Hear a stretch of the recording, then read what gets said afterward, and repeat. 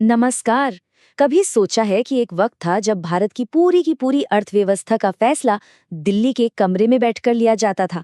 जी हाँ, आज हम भारत के उसी 70 साल पुराने आर्थिक सफर की कहानी समझने वाले हैं, जिसने देश की किस्मत गढ़ी और जो आज भी चल रही है। तो चलिए अपनी पड़ताल इसी बुनियादी सवाल से शुरू करते हैं। जरा सोच कर देखिए, एक नया नया आज़ाद हुआ देश है, बहुत बड़ा है, तरह तरह के लोग हैं। अब इसकी अर्थव्यवस्था को कैसे खड़ा किया जाए, ये सवाल उस दौर की हर बड़े नेता और थिंकर के दिमाग में घूम रहा था। और जानते हैं, इस मुश्किल सवाल का जवाब क्या निकला? एक शब्द, योजना, यानी कि प्लानिंग।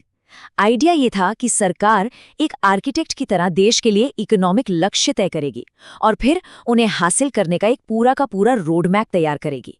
और बस यही वो रास्ता था जिसे भारत ने अपने भविष्य के लिए चुना। तो आखिर ये सेंट्रलाइज्ड प्लानिंग का आइडिया आया कहाँ से? क्या ये रातों रात पैदा हो गया? नहीं, बिल्कुल नहीं। इसकी जड़ें काफी गहरी थीं। चलिए इसकी पूरी कहानी को समझते हैं। और सबसे दिलचस्प बात पता है क्या है? ये प्लानिंग का आइडिया कोई आज़ादी के बाद का आविष्कार नहीं था। अरे ये तो आज़ादी की लड़ाई के वक्त से ही देश की सोच का एक बहुत अहम हिस्सा बन चुका था। ये टाइमलाइन देखिए, ये हमें दिखाती है कि कैसे एक आइडिया धीरे धीरे एक बहुत ताकतवर संस्था में बदल गया। 1934 में एक किताब से जो बीज बोया गया था, वो 1950 में योजना आयोग की स्थापना तक एक पूरा ढांचा बन चुका था, जो देश की आर्थिक दिशा को कागज से हकीकत में लाने वाला था। अच्छा, तो फ्रेमवर्क तो तैयार हो गया था, पर असली सवाल था कि भाई ये काम कैसे करेगा। और बस यहीं से एंट्री होती है भारत की मशहूर पंचवर्षीय योजनाओं की, जिनके बारे में हम सब ने अपनी स्कूल की किताबों में जरूर पढ़ा है। तो ये पंचवर्षीय योजना या 5 ईयर प्लान आखिर था क्या? इसे आप देश के लिए एक 5 साल का गेम प्लान समझ सकते हैं। हर 5 साल के लिए प्लानिंग कमीशन तय करता था कि देश का पैसा कहाँ लगेगा, किन सेक्टर्स पर ज्यादा ध्यान देना है और हमारे लक्ष्य क्या होंगे। और देखिए, शुरू से ही ये टॉप डाउन वाला सिस्टम साफ दिखने लगा था। पहली योजना में सारा जोर खेती पर था। क्यों? क्योंकि उस वक्त देश में अनाज की जबरदस्त कमी थी। लेकिन ठीक 5 साल बाद दूसरी योजना में पूरा फोकस 180 डिग्री घूम गया। अब जोर था भारी उद्योगों पर, जैसे स्टील और मशीनरी। मतलब पूरा मामला टॉप डाउन था। योजनाएं दिल्ली में बनेंगी और राज्यों का काम बस उन्हें लागू करना है। फैसले ऊपर से आते थे और नीचे तक सबको मानने पड़ते थे। लेकिन जैसा हमेशा होता है, वक्त बदला और इस वन साइज फिट्स ऑल वाले मॉडल पर सवाल उठने लगे। और फिर कहानी में आया एक जबरदस्त ट्विस्ट, जिसने सब कुछ बदल कर रख दिया। 60 साल से भी ज्यादा समय तक जिस संस्था ने भारत की इकोनॉमी को दिशा दी, उस योजना आयोग को भंग कर दिया गया। ये कोई छोटा मोटा बदलाव नहीं था, ये एक पूरे युग का अंत था। और ये ऐतिहासिक बदलाव हुआ साल 2015 में, जब प्लानिंग कमीशन की जगह एक बिल्कुल नई संस्था ने ले ली। तो क्या ये सिर्फ नाम बदला था या कहानी कुछ और थी?